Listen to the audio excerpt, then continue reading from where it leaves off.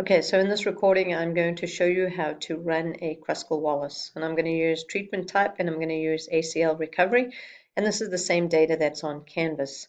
So again, I'm going to go here to my variable view, and you're going to see that my treatment type I've defined as 1 being a control, 2 being normal, and 3 being accelerated.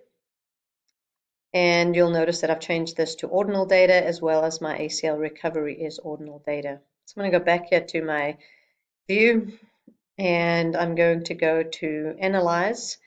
I'm going to go to Non-Parametric, and I'm going to go to Independent Samples. All right, and we're back here where we need to click on Fields, and we are looking at ACL Recovery is our test field, and our group is Treatment Type, and I'm going to put that over there.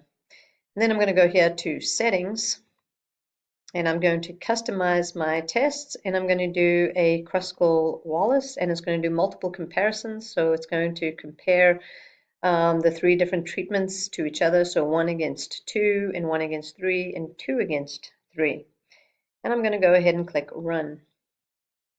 So when I run this, I get this box right here, and it tells me that there is a significant difference in the rankings of the control, the accelerated, or between the 3 groups. So if I double click on this, I get this nice window that ultimately gives me some more information. So here's my control. This line in the middle is the mean rank. All right, and so it's telling me there's a significant difference between these 3. So if I do pairwise comparisons, if I go to independent samples t-test and pairwise comparisons, it tells me which ones are significantly different. And we can see that it's between the accelerated and control. So the control had an average ranking of 13.75 and accelerated at 5.67. Well, there was a significant difference between those, but there's not a significant difference between normal and accelerated.